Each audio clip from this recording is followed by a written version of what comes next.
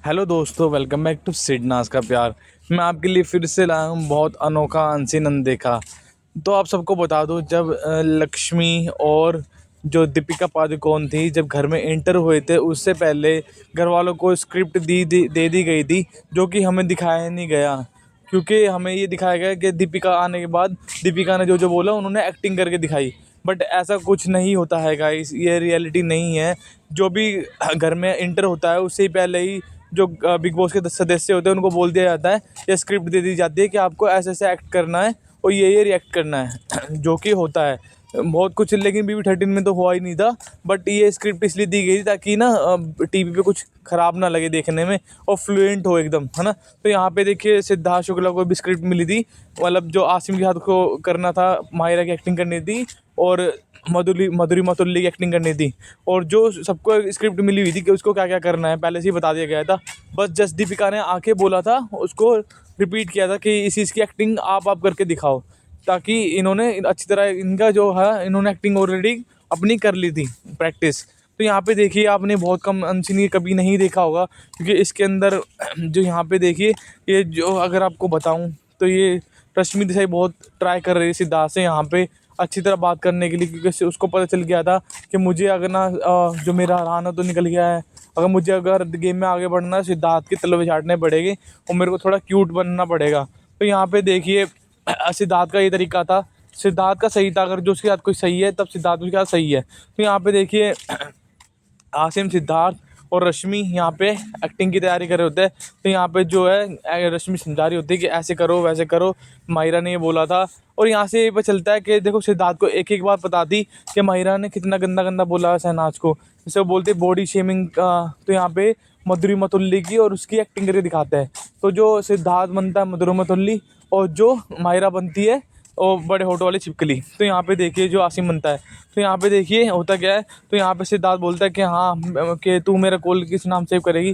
तो बोलते हैं कि मैं तो ना मधुमती के नाम सेव करूँगा। सिद्धार्थ बोलता है कि नहीं फिर मैं भी करूँगी बड़े होठों वाली, यानी वो मधुरी मसुल्ली बन के बात कर एक्ट कर रहे होते हैं।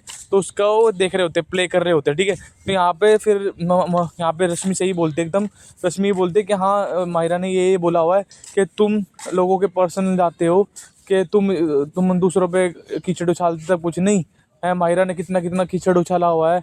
तो यहाँ तर अच्छी तरह ने समझा देती है। मुझे पहली बार ये जो मोमो थी सही लगी, क्योंकि ने इसने सही एक्सप्लेन दिया सिद्धार्थ को कि हाँ, लेकिन सिद्धार्थ को दिखाई भी देता था कि माहिरा क्या क्या गंद बकती है यहाँ पे शहनाज को, जो दूसरों की बॉडी शेमिंग करती थी माहिरा।